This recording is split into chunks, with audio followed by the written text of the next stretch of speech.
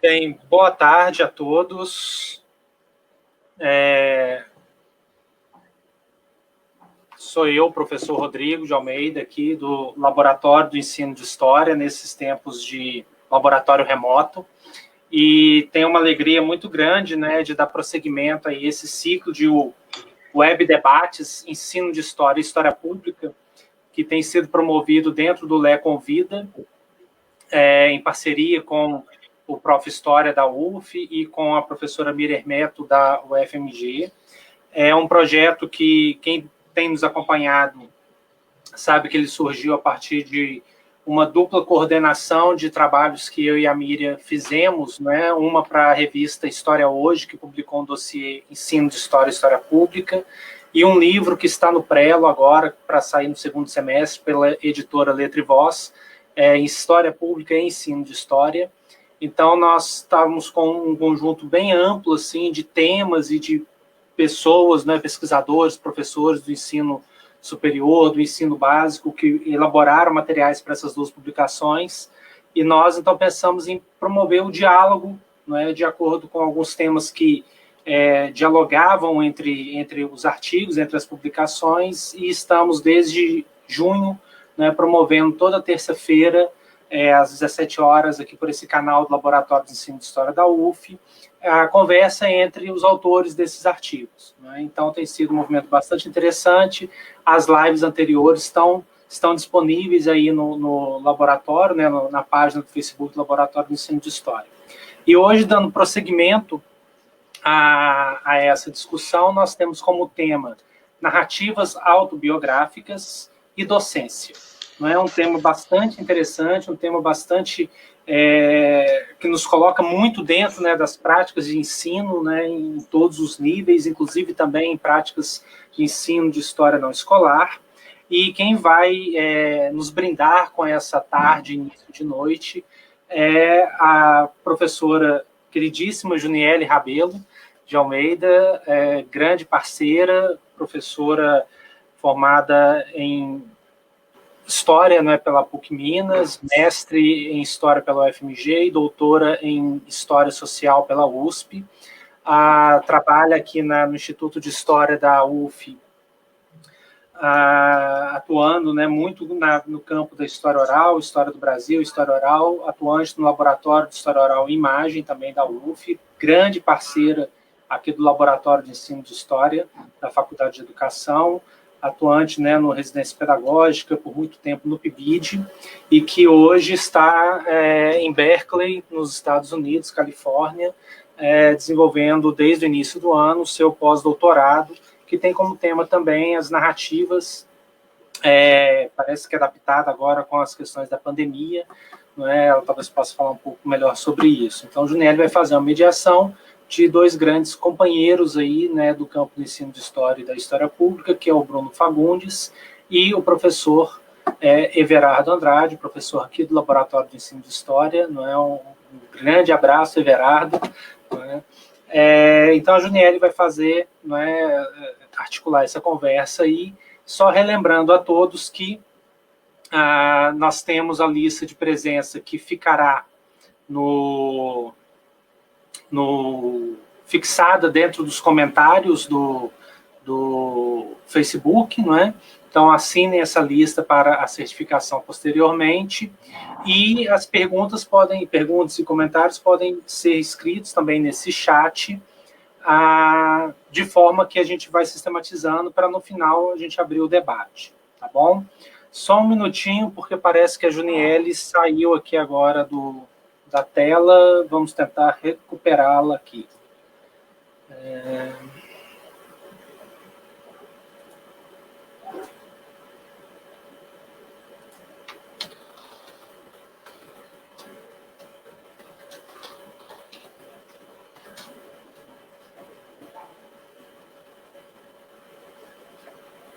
Bem, estou tentando fazer contato aqui com a Juniele, mas estamos aqui com algum problema na conexão dela.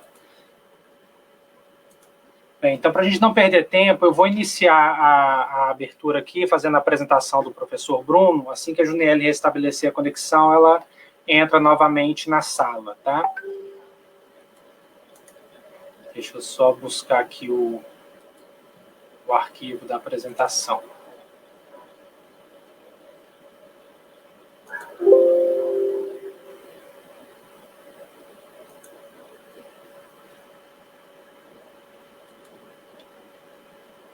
Opa, peraí que...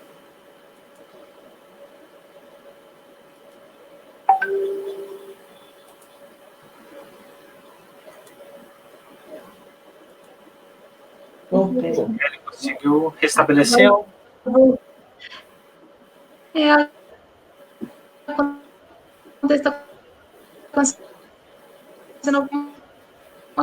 Tá ruim sua conexão, Miele. Vou fazer o seguinte, eu vou abrir aqui, introduzir o Bruno, e você tenta restabelecer a conexão, tá bom? Para a gente não atrasar muito. Posso começar? Sua ligação tá picotando. Tá?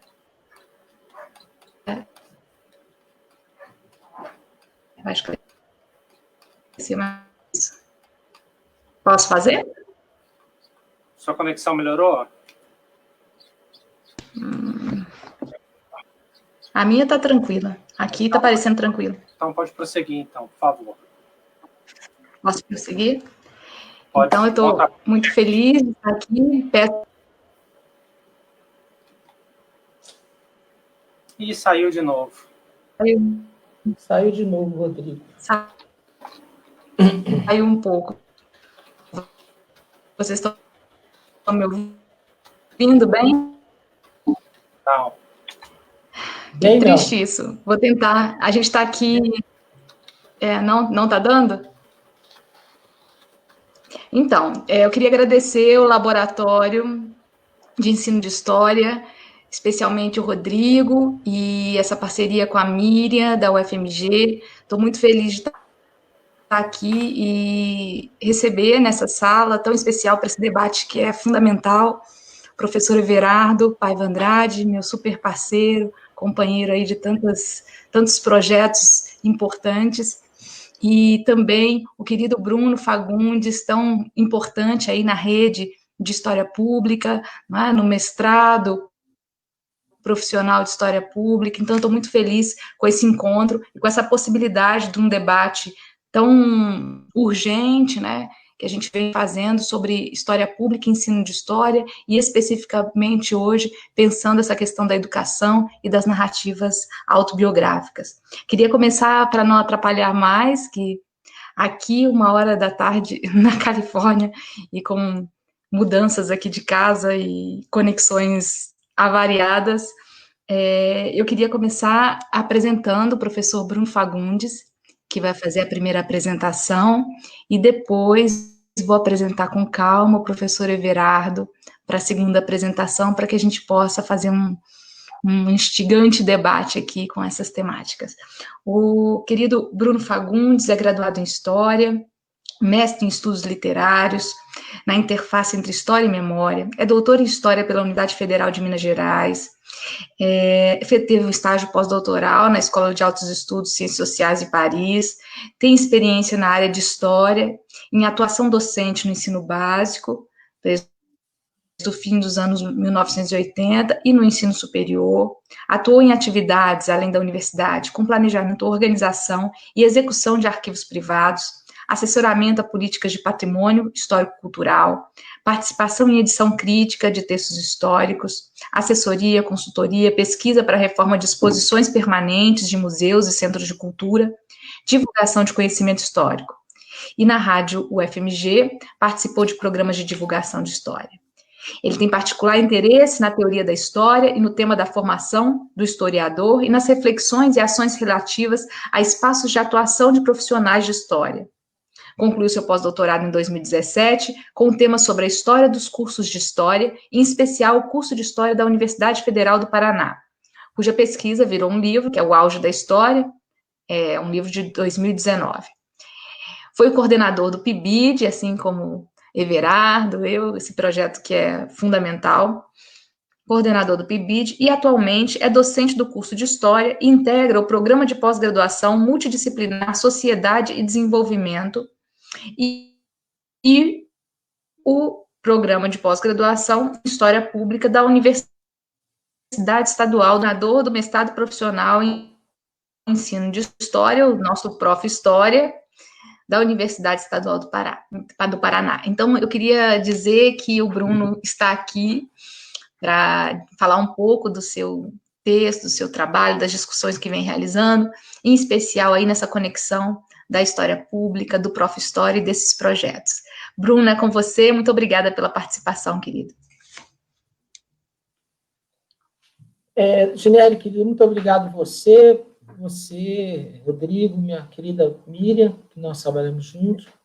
Grande prazer conhecer o Everardo, poder compartilhar com ele desse momento, e realmente os agradecimentos são meus. Eu, antes de qualquer coisa, queria comunicar uma solicitação de pedido de desculpa do professor Fábio, que estava programado para participar dessa conversa também, mas por problemas particulares, e ele pediu para justificar que ele não pôde estar aqui hoje. Bem, para seguir a prática, para seguir o protocolo aqui, eu vou tentar falar um pouco do que foi a participação no livro, tá? Ela tem uma pequena historinha, assim, quando o Rodrigo nos convidou para fazer o livro, a mim e ao Fábio, né, nós tínhamos acabado de sair de fazer um evento aqui na universidade, chamava Ensino e Públicos, tá? E nós tínhamos posto uma mesa final, exatamente para responder essa pergunta, quer dizer, o ensino de história pode ser história pública? E convidamos o Rodrigo fez essa mesa de encerramento, e dali uns dias, dali um tempo, assim, ele fez contato conosco, falando do livro, nos convidando a fazer algum artigo, nos informou do livro, fazer algum artigo ligado a essa junção, porque, afinal de contas, aqui na Universidade Estadual do Paraná, nós tínhamos já o Prof. História, e já era um plano antigo de fazer um mestrado acadêmico em História Pública. Então, nessa confluência de coisas, né, me parece que esse foi, se não foi a motivação do Rodrigo, assim, ela vem a calhar exatamente por causa dessa junção, dessa juntura que a gente acaba fazendo entre uma coisa e outra, ensino de história e história pública, a gente tenta fazer, né? Bem, mas aí, vocês estão me ouvindo bem? Sim, tudo também. Estão? Sim, né? Tá. Bem, então, eu não sei por que cargas d'água, assim, dessas muitas demandas que surgem do Prof. História, eu estava passando, quando o Rodrigo me ligou, por textos dissertações do Prof. História, né, no Brasil, né, nos, então, 27 núcleos do Prof. História. Né? Hoje, os Prof. História contam com 39 núcleos, naquele momento eram 27 núcleos. E aí eu propus ao Fábio, tinha percebido a incidência da expressão história pública em algumas dissertações. E propus ao Fábio exatamente isso. Falei, Fábio, vamos fazer o seguinte, vamos passar por essas dissertações, vamos dar um Ctrl F, vamos abri-la, dar um Ctrl F, vamos identificar a expressão história pública e vamos ver o que está sendo feito, né? A que está sendo vinculado, né, história pública em trabalhos do Prof. História que se tratam de ensino de história, né? Quer dizer, aí fizemos isso em torno de meados de outubro, havia 213 dissertações, tá? Assim, baixadas no banco de dissertações do Prof. História Nacional. Nós varremos todas as 13 dissertações e encontramos 24 delas, onde havia explicitamente, tá, a expressão história pública. Tá? Abríamos o texto e olhávamos onde, né, qual era em que momento, né, onde se encaixava no argumento um trabalho de ensino de história, a expressão história pública, né? E aí foi interessante observar essas incidências da história pública e algumas coisas, que foi o que nós pusemos no trabalho, a gente constatou, com algum tipo de lacuna que pode haver nisso, porque nós não paramos para ler essas dissertações todas, né? Nós não contamos as dissertações que tinham história pública nas referências bibliográficas, tá? Nós contamos só apenas dentro do corpo do texto, que às vezes aparecia no próprio resumo e dentro do corpo do texto, às vezes não aparecia no resumo, aparecia no corpo do texto só, tá? Mas se aparecia no resumo, aparecia no corpo do texto. E nós fomos verificar onde que o autor se utilizava. E o que nós observamos é que normalmente a história pública era associada à história pública digital. Tá? E a história pública digital, um pouco como a história pública que favorece a difusão de um conhecimento que se deve tornar público, tá? Que tem como matéria, tem como caldo, vamos dizer assim, o público, né? Ou pelo menos o destino a que se deveria chegar a um saber, né? Bem, ao mesmo tempo, então você tem professores, alunos do Prof. História, né? Todos os alunos do Prof. História são professores da rede básica, professores que faziam discussão de memórias públicas, por exemplo, por filmes, documentários de curta-metragem, né? Mas a leitura do trabalho deles, assim, a gente observava que eles não estavam só fazendo uma história de divulgação, né? Eles estão fazendo dinâmicas, eles estão fazendo práticas onde alunos discutem, onde os alunos conversam, numa perspectiva mesmo do saber histórico escolar, né, do conhecimento histórico escolar, com os professores. Então, assim, um primeiro argumento nosso no texto, né, se apegando ao texto, é que há uma história pública sendo feita ali que é mais do que os alunos ou que os mestres do Prof. História imaginam que seja. Tá? Quer dizer, há ali um entendimento da história pública como história pública digital e um entendimento de história pública digital porque ela é divulgação e isso é história pública. Tá? Mas há algo mais ali no trabalho deles. Tá? Há uma história pública no sentido de que a escola, por ser um lugar que capitaneia para dentro de si temas que são da ordem do público, favorece fazer. E eles, professores, mestres, faziam, assulavam essas discussões, assulavam os debates e as práticas, as dinâmicas. Só que, nesse momento, não há uma reflexão aí como história pública. Tá? Então, quer dizer, uma das primeiras constatações nossas é que essa multiplicidade de definição da história pública, né, quer dizer, ou vamos chamar assim, de uma indefinição, já que se a gente pensa que a história pública, só como divulgação, ela conduz pelo menos a uma definição parcial, né?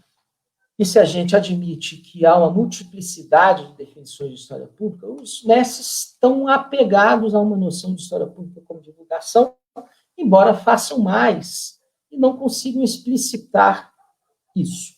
Então, me parece que eles, um dos primeiros nossos argumentos é que eles fazem mais história pública do que eles imaginam que fazem, né? Bem, então há uma certa indefinição criativa, digamos assim, dentro do trabalho quer dizer, talvez se tivéssemos uma história pública com um termo, com uma definição muito fechada, talvez aquilo intimidasse dizer algo mais, mas como não há, os mestres falam o que falam, fazendo, se remetendo à história pública, mas não percebendo o que estão fazendo, até porque não tem uma chave analítica, digamos assim, para colocar no seu fazer, né? Dentro do nosso texto também, nós percebemos, claro que há ambiguidade, digamos assim, em algumas dessas dissertações, tá? Quer dizer, há certa presunção do saber do professor, do saber de referência, digamos assim, como aquele ao qual, de certa maneira, as práticas precisam de ajustar os alunos escolares, né? Quer dizer, essa me parece que, apesar do trabalho colaborativo, apesar do trabalho docente em sala de aula colaborativo, que você pode pensar numa chave do saber histórico escolar, que é interativo, onde o saber ali é um saber que se troca, que se intercambia, que se fecunda, que vem da parte do professor, mas também do aluno, que não é um saber que se restringe a um saber de referência, mas o saber de referência é um deles apenas, mas não é o todo, né? Há, no nosso entender, assim, pelo menos como nós percebemos naquele momento, alguns componentes, tá? Que dão a inferir, né? Dão a ensejam pensar que há uma certa preocupação em passar um conteúdo, né? Os alunos têm muito essa...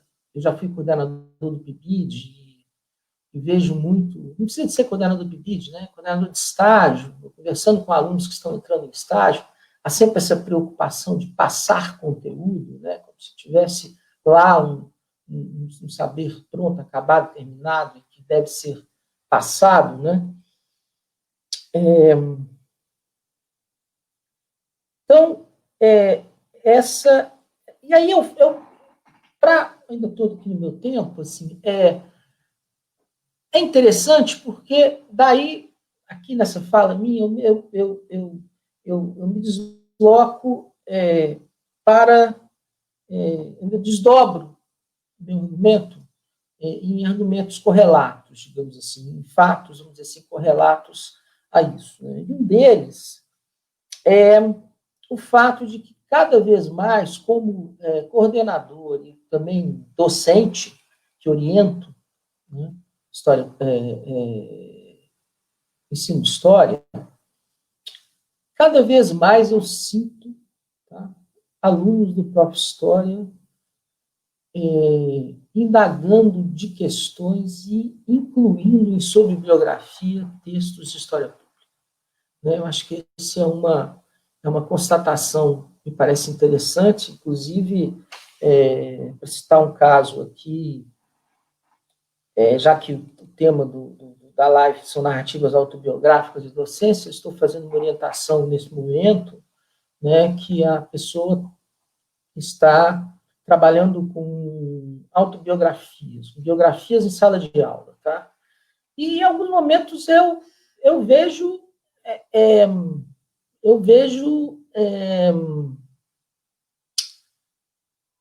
que os melhores textos para dizer são os textos de história pública. Sabe, eu fico meio na ciranda de ficar assim, puxa, aqui é um texto de história pública, como é que eu vou fazer, né? Quer dizer, e também já estou relaxando com isso, quer dizer, já estou entregando. É isso mesmo, é um texto de história pública, e eu vou... Está indicado, é um texto de história pública, tem pelo menos a rubrica de história pública, está num livro cujo título é História Pública, né? Tem no título a expressão história pública, então é história pública, né? Bem, então isso me faz acreditar o quanto, eu não sei se do livro, do texto que nós escrevemos em 2019 até agora, tá, se isso se reacendeu mais ainda, se aqueceu mais ainda, mas há uma tendência, digamos assim, da minha parte, eu não sei da parte, eu não falo da parte dos meus colegas docentes, assim, há uma tendência de indicar textos de história pública para questões que vão, desculpa, que vão surgindo no interior das discussões sobre ensino de história. Tá? Então, isso também eu desdobro para uma outra coisa, assim, ainda pensando aqui, estou de olho no cronômetro, tá, Junelli, aqui. Eu escrevi um texto para a revista Percurso, se eu não me engano, em 2017, sobre o Prof. História, foi o primeiro levantamento, o primeiro balanço que a gente precisou de fazer sobre o Prof. História, e eu estive para esse texto olhando um pouco o perfil dos alunos e também dos professores orientadores dentro dos Prof. História, né, dos núcleos, dos 24 núcleos, 27 núcleos do Prof. História. E observei, então, que muitos dos alunos do Prof. História, quer dizer, levam para a sala de aula, tenho a impressão de que a escola é um grande lugar para que professores que fazem formações fora dos nossos cursos, tá, trazem para dentro de sala de aula praticalidade, digamos assim, de como fazer um documentário, de como trabalhar com podcast, como trabalhar com práticas que ensejam a colaboração, que ensejam a troca, que ensejam a interação, que ensejam trazendo. E o mais interessante também, que os orientadores do Prof. História, desses mestres, desses alunos que são professores do Prof. História, também têm esse perfil. São professores, se a gente olha, nossos professores da universidade, há 20, 30 anos atrás, você não consegue imaginar o quanto que hoje os professores estão diferentes nesse sentido. Quer dizer, os professores do Prof. História, que eu pesquisei, e tal, todos estavam muito à vontade em mesas redondas, em rádio, em televisão, lidando com mídias e redes sociais, né? Tem cursos de documentário, então, isso me fez pensar muito o quanto que há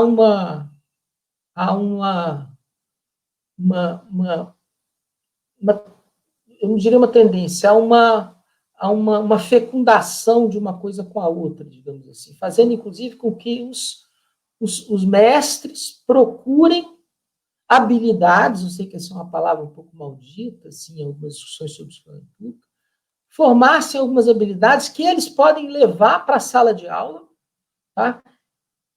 Para poder forjar situações de entretenimento, de interação, de troca, de colaboração, tá? Acompanhado dos seus próprios professores orientadores do Prof. História, que também, por uma questão de orientar mais, orientar melhor, tal, e acompanhar, né, o trabalho de orientação, também acompanham para poder orientar melhor, digamos assim, seguindo uma mesma tendência de tanto o professor que é aluno, mas que é professor na escola, assim como o professor que é da universidade, mas que atraído, né, por estas demandas de orientar professores que são da escola, da rede básica, também precisam de fazer para bem orientar, né? Então, é isso, Junelli, assim, eu acho que é basicamente isso, algumas coisas mais, assim, durante as perguntas, se for um caso, eu tento responder, tá? Muito obrigado pelo tempo, espero ter satisfeito uma primeira curiosidade.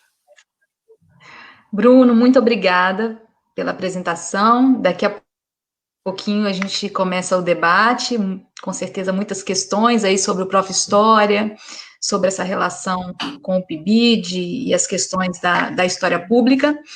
E passo, então, agora para o professor Everardo Paiva Andrade. Eu quero fazer uma apresentação do meu grande parceiro aí, da educação, da história, que é o professor Everardo. O Everardo, ele é professor de História, com graduação em História, e mestrado e doutorado em Educação pela Universidade Federal Fluminense. Atualmente é professor associado do Programa de Pós-Graduação da Faculdade de Educação da UF e do Prof. História, com experiência nas áreas de História e Educação, trabalhando sobretudo na formação profissional docente, com ênfase nos temas formação de professores, ensino de História, docência e saberes docentes, currículo, conhecimento e cultura escolar. É vice-coordenador do CDC, que é um grupo super vigoroso, que é o grupo de pesquisa Currículo, Docência e Cultura da Faculdade de Educação da UF, e somos parceiros num projeto, que é o projeto Trajetórias Docentes, que é uma parceria aí do LEA com o Labó e outros parceiros, muitos, e fomos coordenadores juntos do PIBID, do Programa de Iniciação à Docência, e da Residência Pedagógica. Então, é um prazer imenso poder ouvir aqui o amigo Everardo, e o mais importante, é um poeta. É o nosso poeta querido. Everardo, com você aí, querido, daqui a pouco a gente vai para o debate. Bom, obrigado, Janiele. Boa tarde a todas e todos. É uma alegria imensa compartilhar aqui com professores, com estudantes, esse projeto tão bacana, né, que é o LEA Convida, né. Eu deixo aqui um abraço muito especial ao Rodrigo, à Miriam e à Júlia, que é a nossa monitora, né, pela organização, e também um abraço especial aqui à Juniele e ao Bruno. É um prazer, o Bruno estou conhecendo hoje. Bruno, muito prazer em conhecê-lo. E Juniele é a parceira que a gente está junto aí em vários projetos já há algum tempo, não é isso, Juniele? Então, eu gostaria de dizer inicialmente assim, que eu me sinto fazendo uma espécie de uma tríplice formação continuada nesses tempos tão difíceis que a gente está vivendo, né? Em primeiro lugar, aprendendo a ser professor em modo remoto. Quer dizer, nenhum de nós se preparou, foi preparado para ser professor em modo remoto, né? Se isso não está do lado de dentro da nossa profissionalidade de professor, também não é nenhum futuro, nenhum projeto de futuro para a educação que a gente acredita, né? Muitos autores já disseram que a educação é uma relação humana que não dispensa a presença do corpo, não é? A presença de professores e alunos um em face dos outros, né?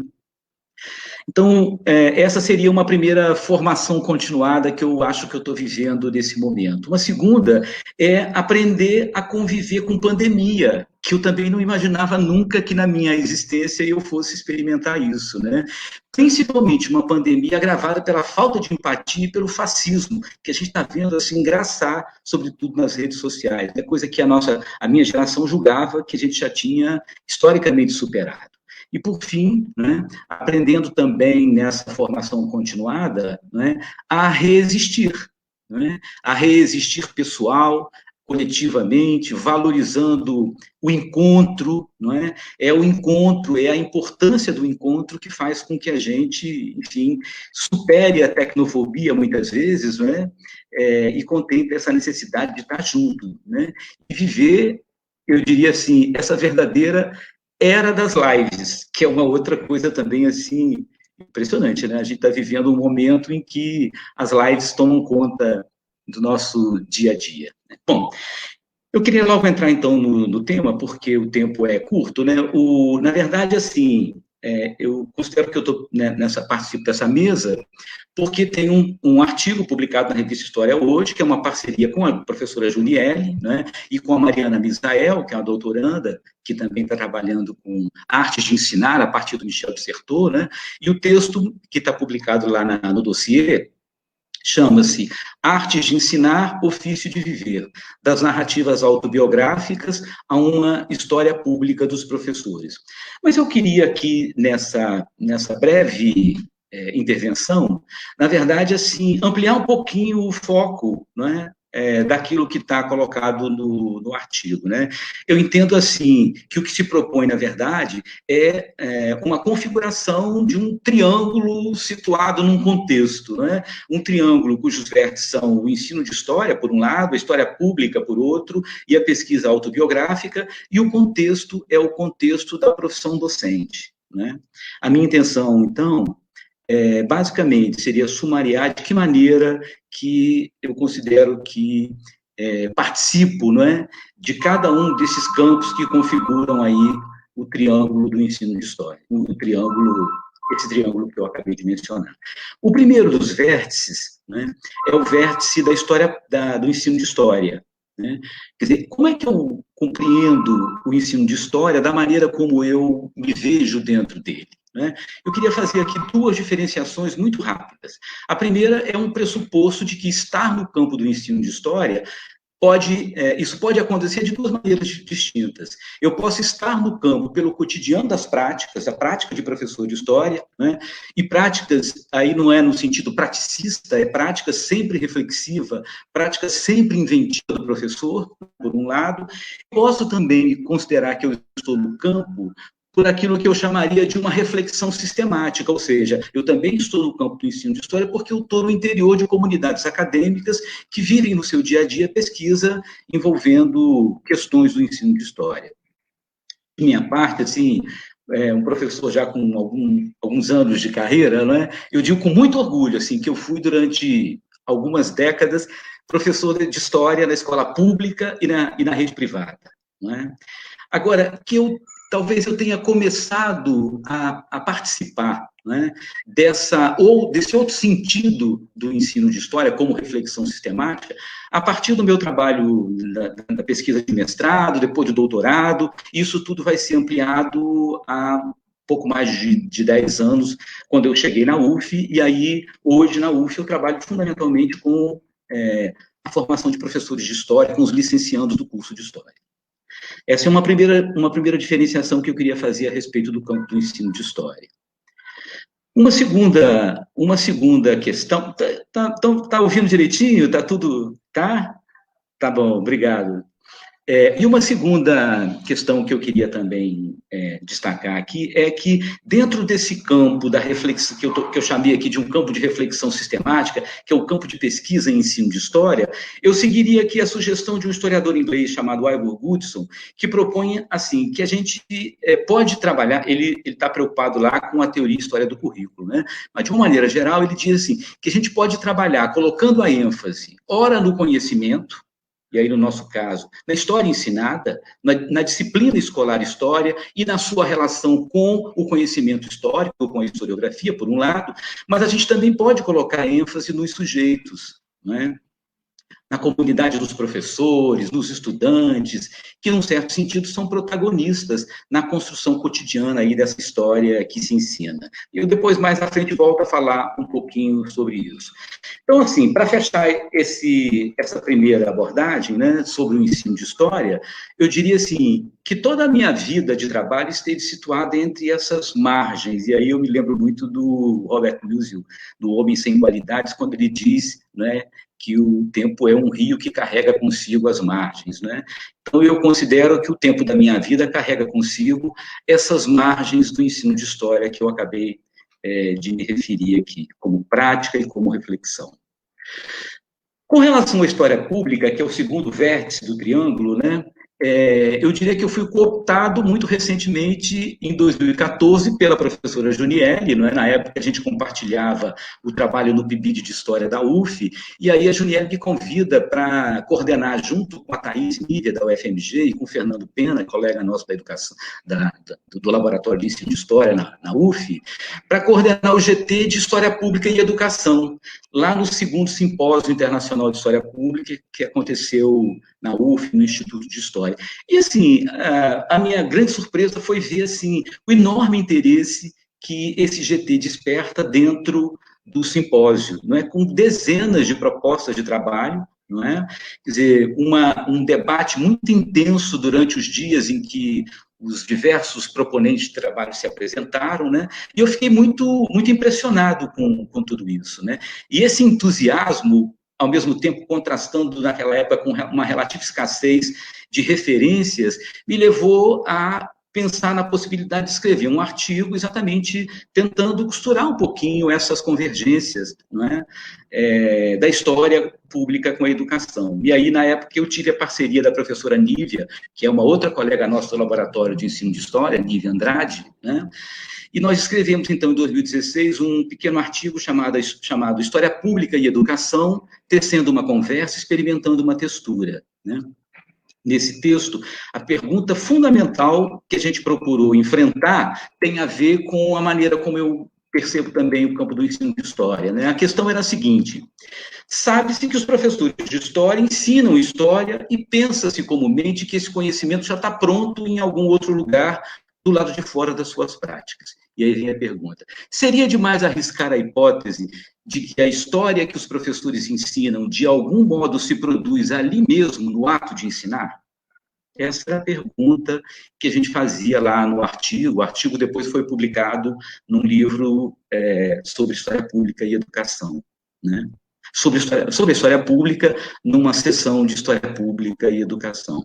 No artigo, a gente procurou mobilizar, então, referências cruzadas, tanto do campo da história quanto do campo da educação, que pudessem, enfim, favorecer aí uma compreensão dessa interface pública entre história e educação. Bom, esse é, então, o segundo vértice desse triângulo, né? O terceiro e último vértice, né? E aí a docência, para mim, ela está permeando todo esse trajeto, né? O terceiro e último vértice, que eu acho que é o que está mais presente lá no artigo, né, que saiu na História Hoje, né? Da pesquisa autobiográfica, da pesquisa biográfica, né? A minha inserção nesse campo talvez seja um pouco mais tortuoso, né? E aí, assim, eu acho importante dizer como é que essa questão se apresentou, pelo menos da maneira como eu a compreendo, né? Para mim, tudo começou num exercício, não intencionalmente, eu diria, não é? Num exercício coletivo de reflexão que nós fizemos numa turma de mestrandos do Prof. História em 2016. Né?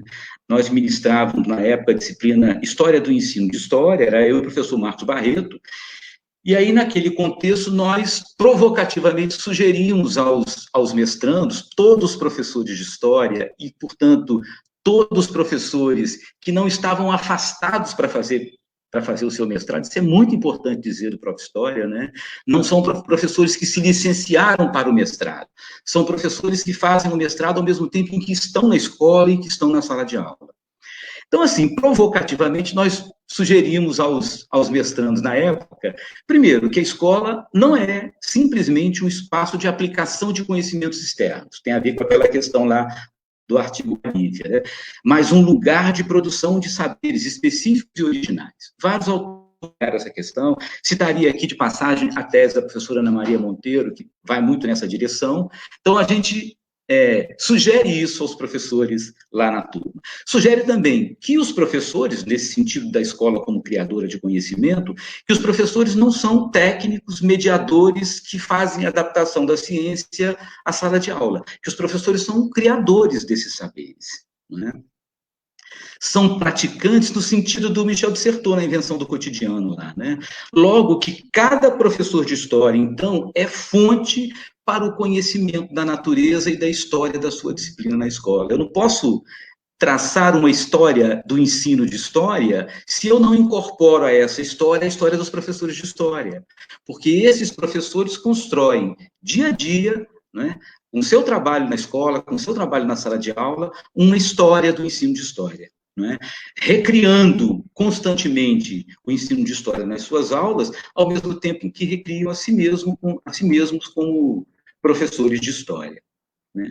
Bom, dito isto, então, a gente propôs ali que cada professor escrevesse um memorial. Né? Na época, eu me lembro que a gente utilizou a metáfora de um poema do Eliot, aquele poeta inglês, né, em que ele fala que todo gato tem 3 nomes, e aí ele vai comentar que o primeiro nome é o nome público, que todo mundo conhece, pelo qual o gato é chamado, o segundo nome é um nome secreto, é aquele que quando alguém pronuncia, o gato levanta as orelhas e levanta a cauda, e o terceiro é o nome secreto. Se a gente encontrar um gato olhando para o nada e muito concentrado, ele está meditando sobre o seu terceiro nome.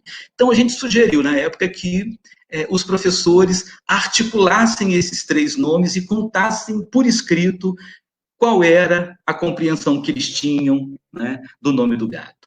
E aí foram memoriais maravilhosos, 20, quase 30 memoriais, né, que acabou resultando numa publicação, né, um e-book em papel, né, com o financiamento da CAPES, do Prof. História, um e-book organizado pelo Marcos e por mim, chamado Trajetórias Docentes, professores de História narram suas histórias na profissão. Né? Esse momento foi um momento muito especial, mas, ao mesmo tempo, ele não acontecia sozinho, ele acontecia em paralelo com a parceria com a Juniele, né, no PIBID, né? E a gente no PIBID pedia naquela época também que os nossos licenciandos que viviam a sua formação, né, escrevessem também memoriais de formação. Né? Estudantes do PIBID, lembrando, né, nunca é demais lembrar, são estudantes de história que estão vivendo uma inserção muito forte no ambiente das escolas públicas. Isso é importante a gente dizer, né? Porque não são licenciandos, não são estudantes de história, ponto. São licenciandos de História que estão imersos numa experiência formativa absolutamente essencial, né? Então, a gente estava, nessa época, também caminhando com os memoriais dos licenciandos, e aí tudo isso acabou, aí a Juniele é a grande responsável por isso, não é? Criando lá no Laboy, na página do Laboy, né, um acervo chamado Trajetórias Docentes, que acolheu todo esse material. Os 20 e poucos memoriais dos professores do Prof. História, da turma de 2016, e dezenas de memoriais dos licenciandos que viviam a experiência do PIBID.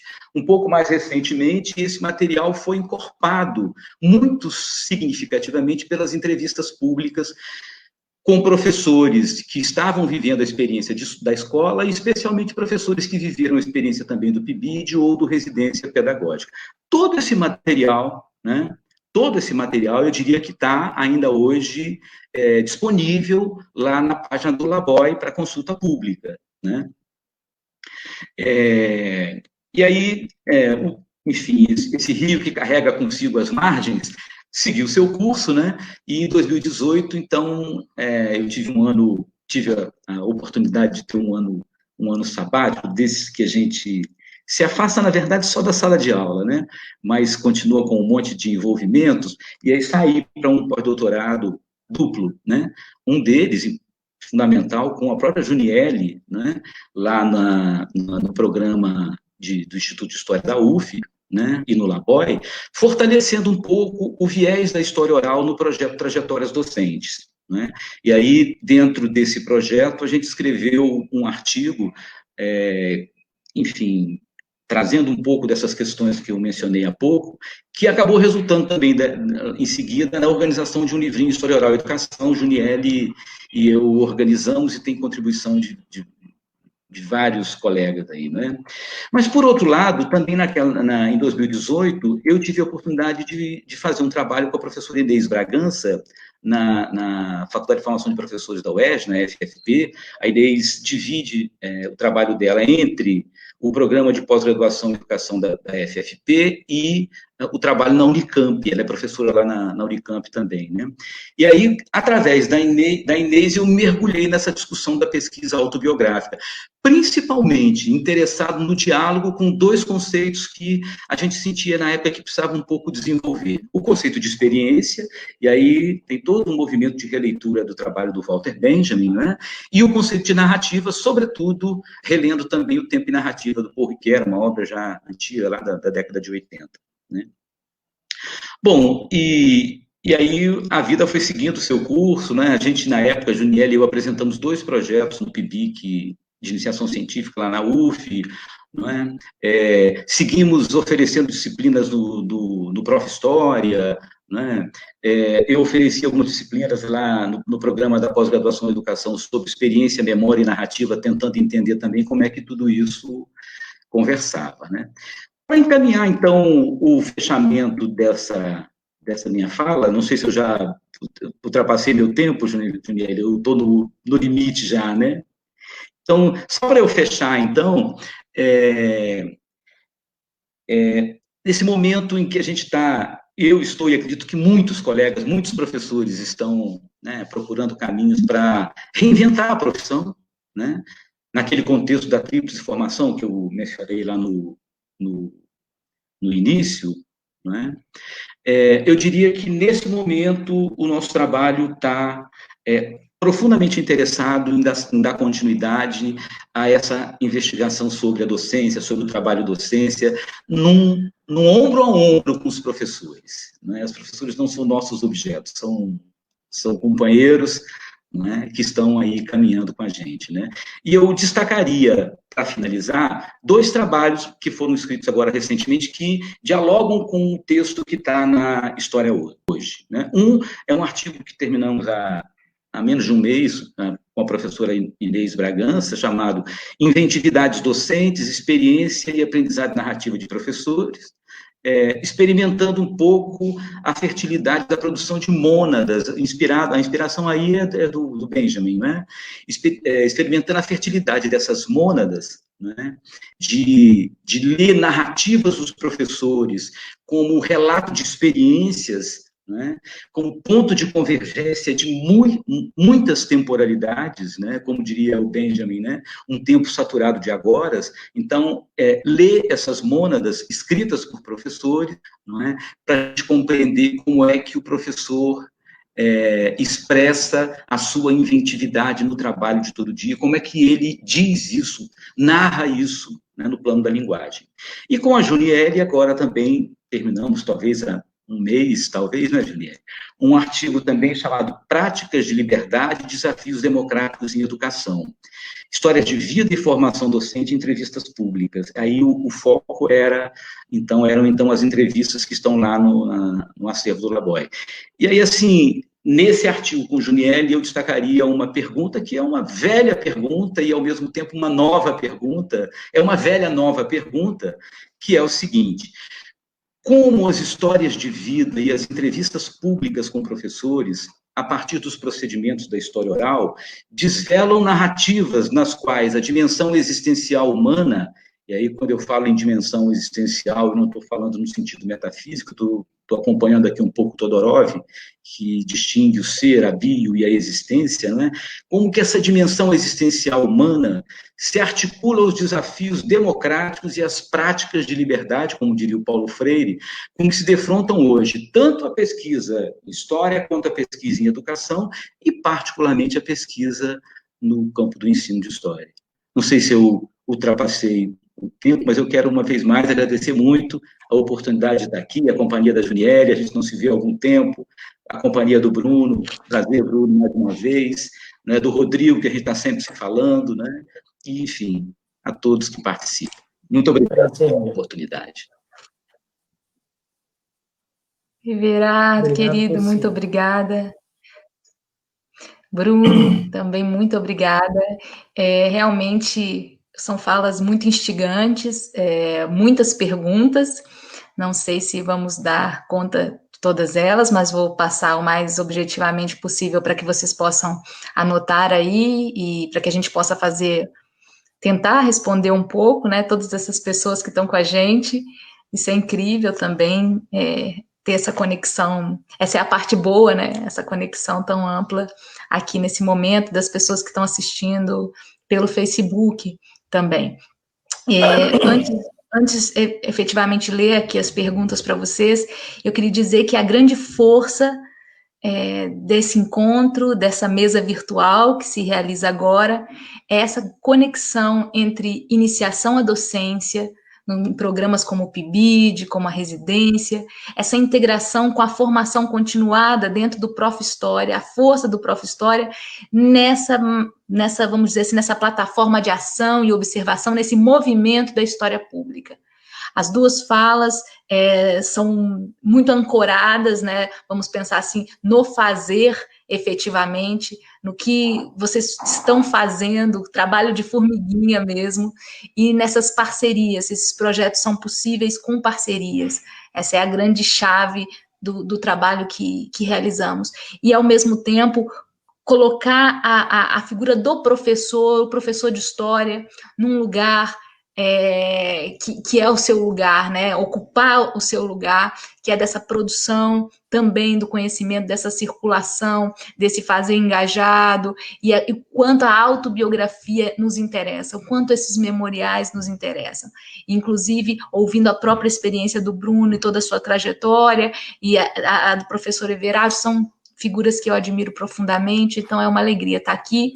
E é nesse sentido que eu vou encaminhar as perguntas. A primeira pergunta, eu vou fazer o seguinte, eu quero ler as perguntas, e aí vocês possam anotar, e a gente vai recuperando para fazer um bloco. Eu acho que é melhor do que uma por uma, tá bom?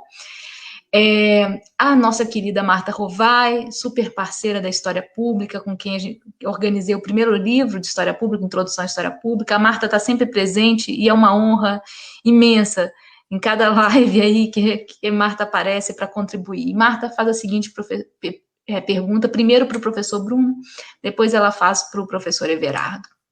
Marta pergunta, professor Bruno, gostaria que o senhor comentasse sobre os ganhos para a formação dos professores e para o ensino de história com a questão da história pública, né? O que muda no olhar sobre o ensino e sobre a própria universidade que forma o professor, os cursos de licenciatura em História, que é essa mais especificamente para o Bruno. E aí a Kelly Sodré pergunta, ainda para o Bruno, gostaria que o professor comentasse sobre os aspectos positivos e negativos aí da história pública, a forma como você vê a história pública. E o Gabriel Valença, aí é uma pergunta que vale para os dois, né? Gabriel Valença pergunta, quais as práticas possíveis da história pública na educação básica, sem a utilização dos meios digitais? No contexto da pandemia, nós estamos vivendo ainda mais o acirramento da desigualdade social em torno do acesso à internet e da posse dos meios digitais. Então, como que fica essa relação educação, ensino de história, história pública, com essa questão dos meios digitais na pandemia? E aí, efetivamente, para o professor Everardo, nosso grande parceiro aí, o Felipe, que está sempre com a gente. Felipe pergunta, que tem um trabalho incrível de história pública, samba, carnaval e com ensino básico. Felipe pergunta, boa tarde, professor Everardo, como você vê a presença do memorial de formação por meio da narrativa autobiográfica na feitura das dissertações e teses? Essa inclusão pode gerar críticas, uma vez que a cientificidade positivista e moderna, tão impregnada nas universidades, entende que deve existir um afastamento do historiador perante seu objeto de estudo, ou seja, como que fica a história de vida aí nessa produção do conhecimento histórico, pergunta o Felipe. Martinha, nossa querida Marta Rovai, volta para perguntar para o Everardo. E Marta pergunta, professor Everardo, a gente costuma ouvir que a história pública é uma demanda que muitas vezes nasce fora da universidade. Poderíamos afirmar que a história pública é uma demanda que sempre foi sinalizada na sala de aula, como resistência a uma história academicista que muitas vezes se impõe sem ouvir a escola ou a comunidade? Ou você não entende assim essa relação? É uma pergunta muito instigante aí da Marta para o Everardo. Só mais uma coisa, e agora só duas aqui para finalizar, o Ricardo Cizílio, e nosso querido parceiro, que está lá no doutorado da Universidade Federal da Bahia, pergunta, que tem um trabalho incrível, uma biografia, Everardo, sobre o Marighella, um trabalho muito interessante. O Ricardo pergunta, na apresentação, a professora Juniele disse que o Everardo é um poeta. Pois então, super poeta. E aqui na Bahia, diz o Ricardo Cizílio, ontem perdemos um professor, um poeta e compositor, o Jorge Portugal. Nossos sentimentos. Por tudo isso, peço a Everardo que nos dê a honra de recitar um poema para homenagear todos os professores cheios de potência criativa que entendem a poesia como pulso de vida. E Everardo tem escrito coisas lindas durante a pandemia. Não sei se ele vai ter um poema aí em mãos da pandemia para nos brindar. Espero que apareça um. Obrigada, Ricardo. E, finalmente, as duas últimas perguntas, o Gabriel Fernandes para o Everardo. Ele diz que é graduando em História na UF e recém-selecionado para a Bolsa do PIBID. Que bom, parabéns, Gabriel. Tenho particular interesse na história do ensino e principalmente na relação dos estudantes, trabalhadores com a escola e o ensino de história. Como posso pensar a história pública para esse debate? Quais os caminhos podem ser explorados até um eventual TCC? E aí ele manda um grande abraço. E o Ivanilson Melo Mendes, como a escrita de si, aliada à história pública, pode ser efetivo para a docência no ensino de história. Essa coisa da escrita de si, da narrativa autobiográfica. E, para acabar, tem uma menção aqui ao artigo do Everardo com a Nívia, e o Diego Souza, nosso querido Diego Souza, vai perguntar, nesse artigo do Everardo com a Nívia, vocês indagam se a história pública poderia proporcionar um diálogo verdadeiro com outros sujeitos e práticas. Né? É isso, né? Vocês estão indagando sobre isso. De lá para cá, você diria que esse campo de pesquisa vem respondendo de forma positiva a essa interrogação? É possível entrever a possibilidade de um horizonte frutífero dessa colaboração ainda incipiente com o ensino de história no Brasil? Então é isso, fiz o blocão, a gente vai, claro que o nosso tempo é curto, vai ser uma reflexão mais breve para a gente manter a nossa live aí de 1h30, então nós já estamos aí às 18 horas, a gente tem esses 30 minutinhos para dividir aí entre vocês, 15 para cada, para tentar pensar essas questões. Então, eu passo a bola primeiro para o Bruno, pela ordem, depois para o Everardo. Ok. Obrigado, Juniela, obrigado às pessoas que fizeram perguntas. Eu vou tentar ver aqui. A minha entrada na história pública, Juniela, assim, não vou começar a falar demais, ela é antiga, assim, é ruim quando a gente dizem assim, né, para poder falar um jargão, né, um bordão, quando a gente está no tempo, assim, quando a gente deixa de pensar a história, começa a se tornar um testemunho, né? Quer dizer, eu sou formado nos anos 80, na época ainda que nossos professores tinham uma formação mais de ciência política e sociologia, e eu sempre me encasquetou, eu sempre me preocupei com essa coisa do além da universidade, sabe, assim, uma questão muito pragmática e que eu não tenho vergonha de dizer, empregabilidade. Tá? Que eu acho que é uma discussão que, talvez até dando uma pincelada no que a Kelly Sodré perguntou sobre essa pergunta ampla, né, dele, sobre se aspectos positivos e negativos da história pública, né, quer dizer, eu gosto de ler autores internacionais para poder procurar algumas assimetrias, digamos assim. Foi o que eu fiz, inclusive, para o evento da história da Rede 2018, junto com a Federação Internacional, e que depois se transformou num artigo para uma das nossas revistas aqui na universidade. Quer dizer, eu sempre procuro essas assimetrias, e acho que essas discussões internacionais, muitas vezes elas estão em realidades diversas, mas eu acho que muito do que está pensado fora pode muito bem servir a nossa.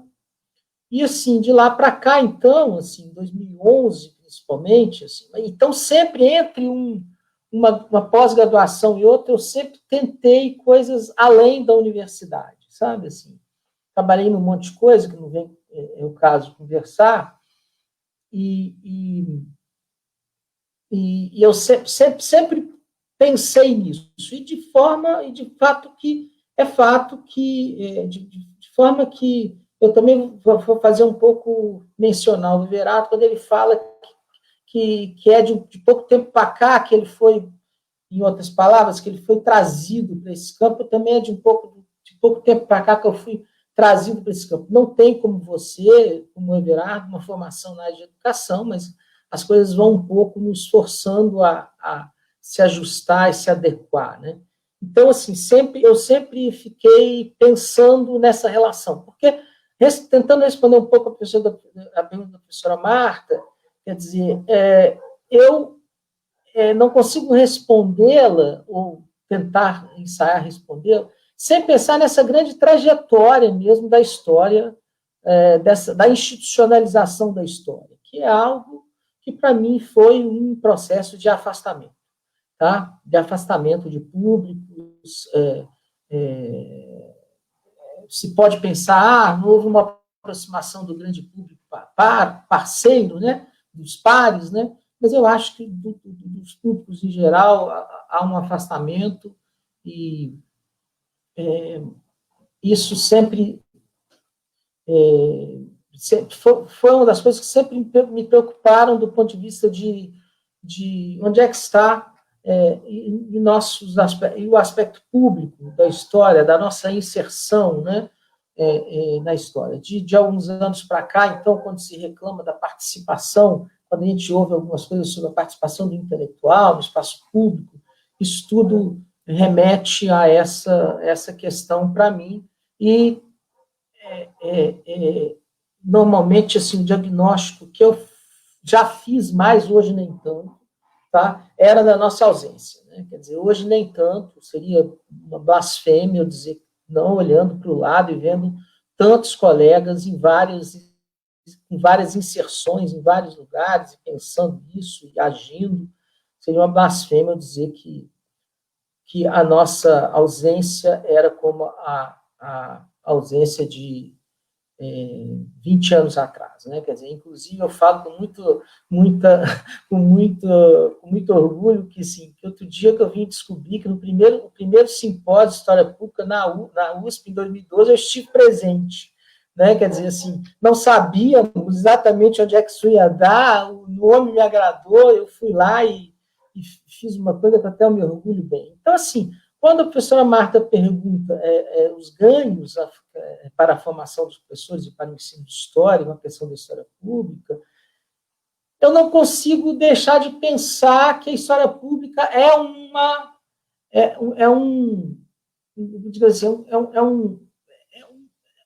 um campo que permite problematizar esse afastamento. Quer dizer, e se a gente aloja nessa perspectiva a tradição da formação, na tradição de formação dos nossos cursos de história no Brasil, a coisa torna-se ainda mais problemática, porque a grande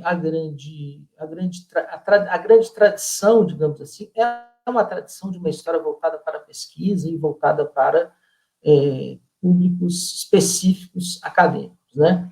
Então, me parece que todo esse movimento muda o olhar para a história da história, né? Quer dizer, nós temos de fazer uma reflexão, isso surge desse diagnóstico, né? Acho que parece que a história pública surge já lá, apesar dos franceses serem um pouco avessos ao termo, surge já lá nos anos 60, nos anos 70, nos anos 80, quando as obras deles começam a chegar para nós aqui traduzidas, quando se pergunta sobre o papel e a função da história, né?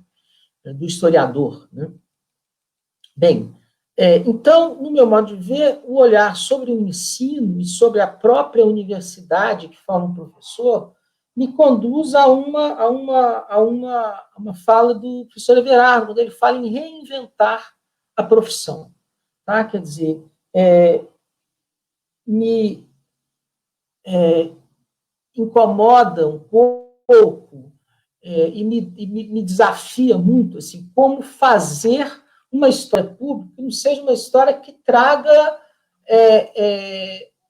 um pouco do saber de referência. Quer dizer, nós não somos, né, sair dessa situação que eu acho que a história pública nos permite, sair dessa situação de que nós não temos um monopólio do saber, nós somos uma história entre várias outras, tá? E aí, assim, isso força a gente a pensar nos nossos próprios cursos, na nossa própria pegada na nossa própria embocadura, enquanto cursos, ou alguns dentre nós, que ainda são resistentes, ainda há parte dos nossos colegas que ainda são resistentes a pensar uma inserção da história pública, da história como pública.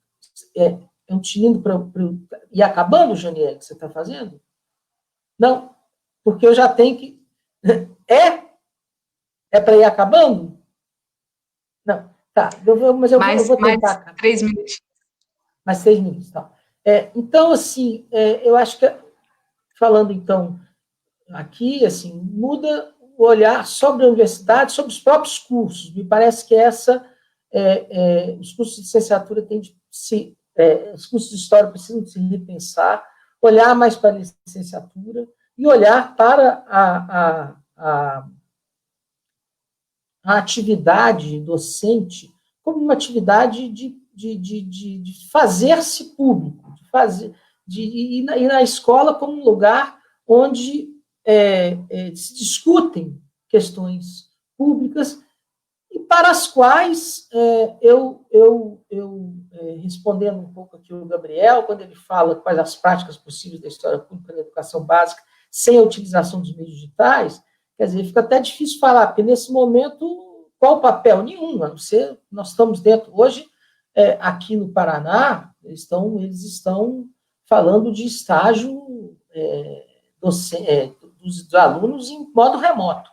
Quer dizer, então, puxa vida, né? Quer dizer, como é que será isso? Então, fora desse momento, eu também não consigo entender sem a utilização dos meios digitais. Agora, eu consigo entender os alunos, dentro da perspectiva da professora Ana Maria Monteiro e outros, assim, como aluno, como alguém que tem um saber, né? O professor tem um saber, onde há uma fecundação disso aí, vários saberes circulantes, e que é preciso levar em conta as suas narrativas, os seus saberes, e que saber é esse que se forma aí num contexto de saber histórico escolar, né? Quer dizer, é resultado de um tornar-se público da história, que não necessariamente precisa, ou pode ser otimizado pelos meios digitais, mas não necessariamente só com os meios digitais que se faz, né? Quer dizer, eu tenho lido alguns autores ingleses, eu tenho lido uma autora inglesa que eu gosto muito, da Hilda Kim, que ela fala uma coisa muito interessante, ela fala, olha, as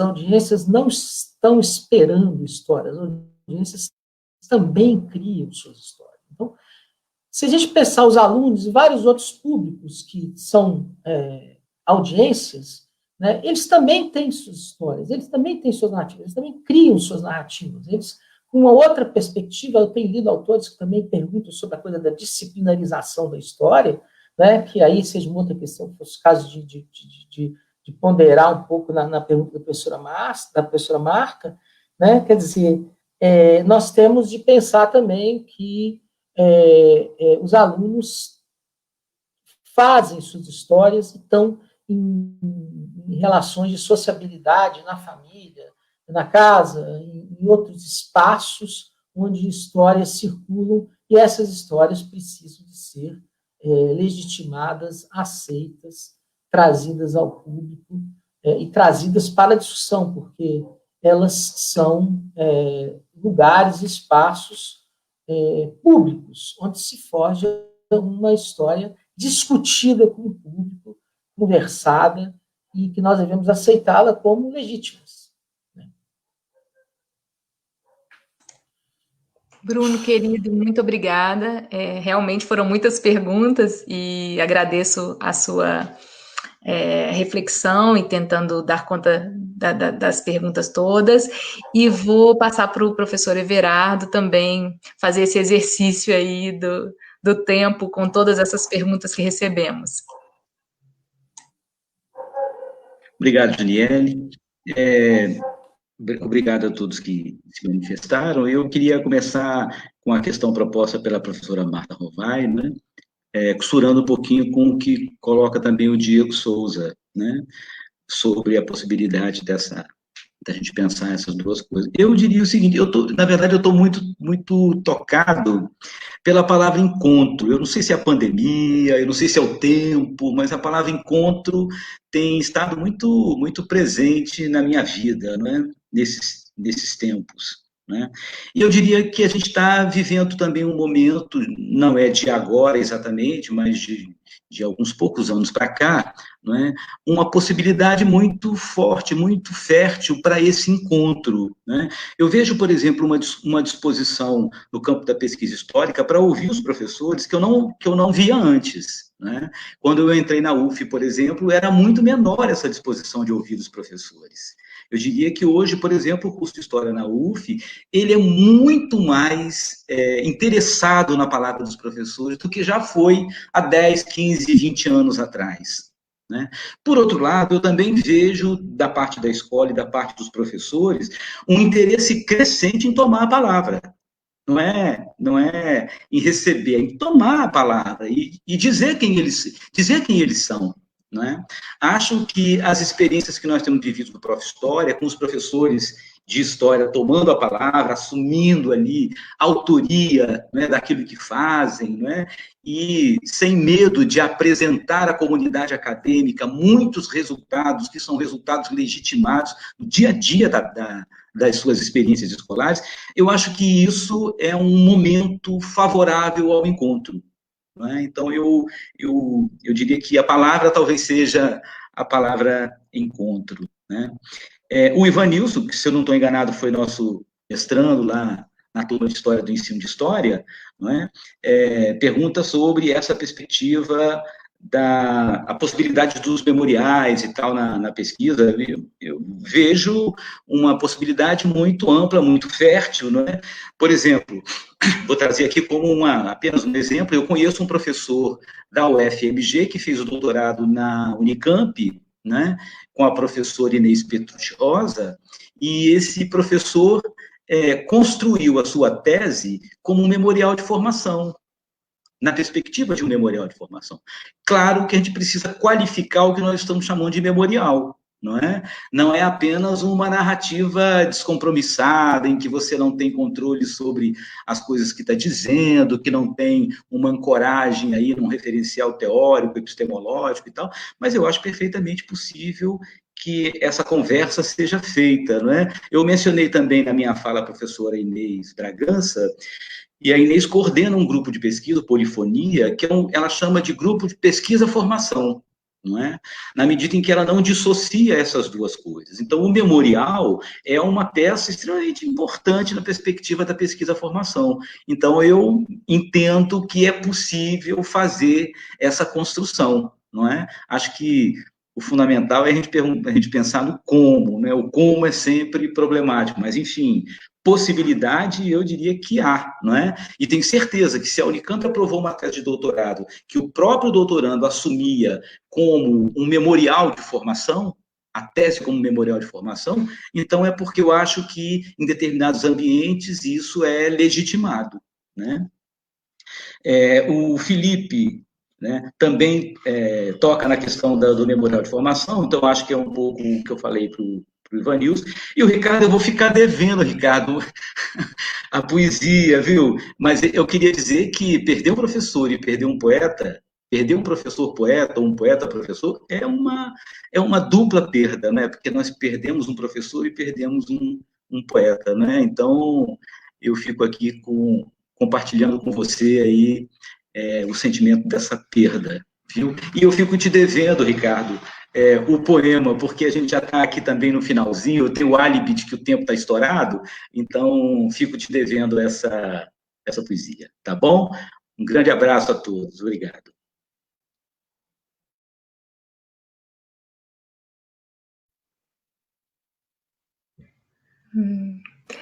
Muito obrigada, Everardo.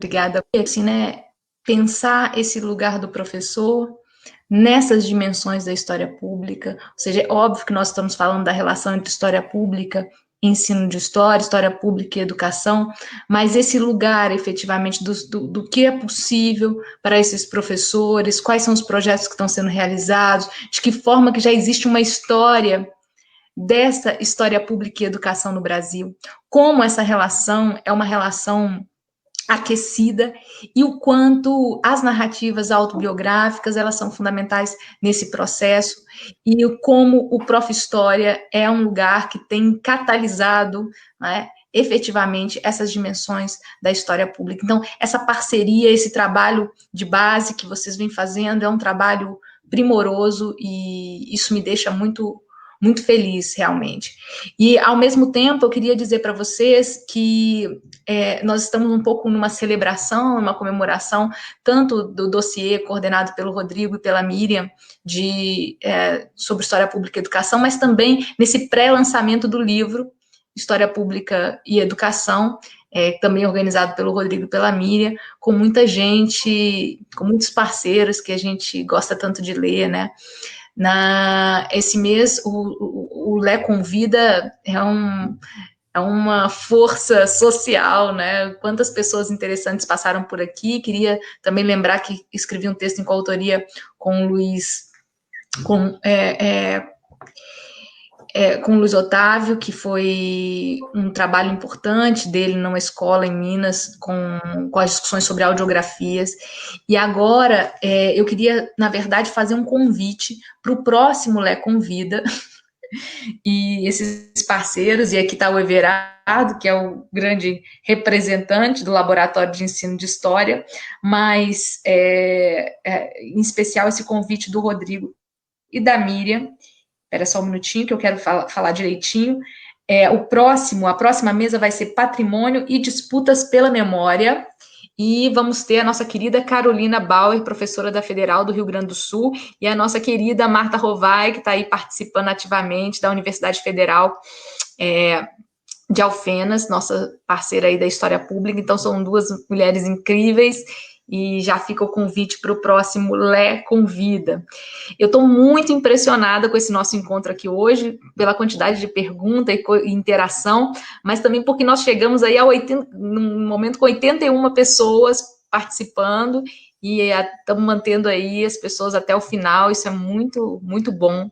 É muito legal ter esse espaço aqui, poder reverberar essas falas de dois professores que eu admiro tanto, que é o Bruno, que é o Everardo.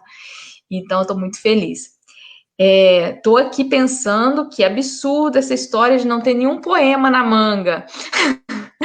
Everardo está escondendo a poesia. Depois nós vamos colocar o link ali com o material. Ele tem colaborado, fez um livro aí durante a pandemia e vem nos brindado com essas palavras que nos emocionam profundamente.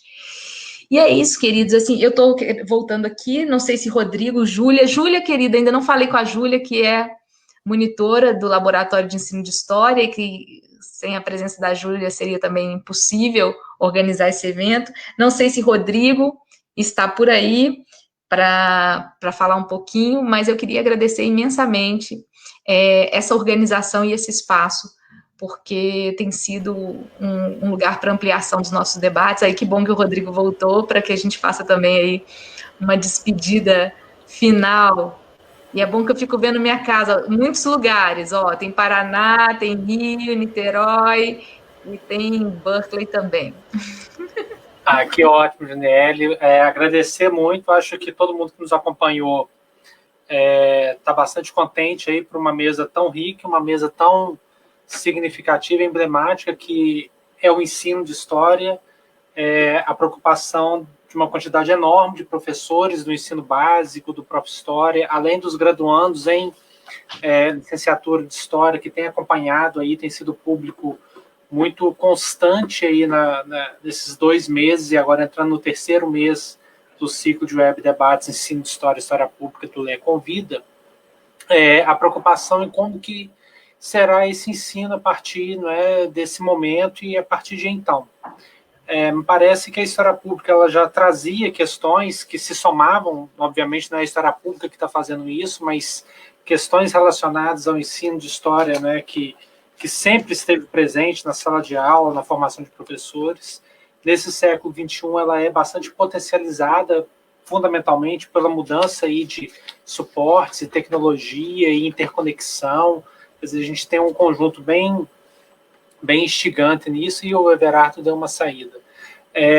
Mas me parece que agora, no momento, né, de reclusão da pandemia, essas questões elas aparecem, inclusive, de um modo bastante angustiante, né? E acho que esses momentos, como o Everardo destacou, né, os encontros, como temos chamado tanta atenção, servem para isso, né, para tentarmos encontrar alguns caminhos que minimizem, porque, pelo menos particularmente, eu acredito que o ensino ele se faz presencialmente mesmo, né, é um processo educacional. Como foi posto aqui, o corpo também é professor nesse sentido, né? Educamos, aprendemos, entendemos, interagimos, e as expressões e as interações presenciais, elas são fundamentais nesse processo. Mas nós temos também que nos adaptarmos e entender as potencialidades de outras formas. Então, acho que, nesse sentido, temos tido vários exemplos aí no decorrer desses meses de reclusão e pandemia, que tem, de certo modo, apresentado possibilidades e, ao menos, nos mostrado que não estamos sozinhos. Então, é uma alegria muito grande contar aí com uma mesa como essa de hoje, né, tão boa, tão qualificada. 2 artigos que eu tenho certeza que quem nos acompanhou está bastante curioso para ler. Quem ainda não leu a revista, que ela já está online, nós até colocamos aqui no link dos comentários link direto para acessar a revista História Hoje. E acredito também que essas pílulas, né, de autores comentando sobre seus trabalhos no livro que está aí no prelo, tem despertado a curiosidade por essa leitura. Tendo participado do processo de organização, eu posso falar com segurança que são textos muito instigantes, muito motivadores, bem ricos mesmo, grande parte deles, inclusive, feito em parcerias entre professores da universidade com da escola básica. Enfim, uma grande alegria. Bruno, muito obrigado. Everardo, muitíssimo obrigado pelo duplo aceite, né, aceitar e participar dos artigos, dos capítulos do livro, mas também, né, de estabelecer aí um tempo na agenda para participar dessa conversa hoje. A Juniele, minha querida companheira, né, de tão longe, mas tão perto, sempre presente aqui conosco, nas ações profissionais e nas ações afetivas também. Né? Então, fique bem aí. Sim. Não, é porque, por mais que o Everardo não queira, eu encontrei... ele saiu. Ele saiu, tá vendo? Eu encontrei um poema dele aqui que eu gosto muito, que está no livro que ele fez agora na pandemia, que é Não Estamos Sozinhos, é curtinho, e eu acho que seria bom a gente encerrar, porque são palavras muito estimulantes e falam muito desse nosso lugar e da história e da educação nesse contexto. Então, Everardo, que deu uma saidinha, eu encontrei um poema seu nessa sua saidinha, e a gente vai encerrar, se o Rodrigo permitir, aí a gente posso ler o poema e encerrar a nossa sessão, a nossa live. Pode ser, Rodrigo? Claro. Abraço a Everardo. todos. Isso, Everardo, escolhi um que eu gosto muito, que está no livro Não Estamos Sozinhos, que é História Oficial, tá? E diz Everardo: do que são feitas histórias? De vida, da minha vida ou da sua vida? Da posição que ocupamos no centro de uma grande cidade, na conurbação da metrópole, entre periferias, por certo, do tempo que se concentra denso na convergência das forças históricas, da vibração dos dias acontecidos, na profusão de cores e de mitos, de tudo que toma conta das intrigas. No meu enredo oficial, talvez, custa pouco admitir, porém fatal. Como verão antes do outono, inexorável, como eu ser assim. Não se deu essa história o trabalho de guardar meus nadas do dia a dia. Muito obrigada, Everardo. Muito obrigada, Bruno, Rodrigo. Beijos para todos, abraço.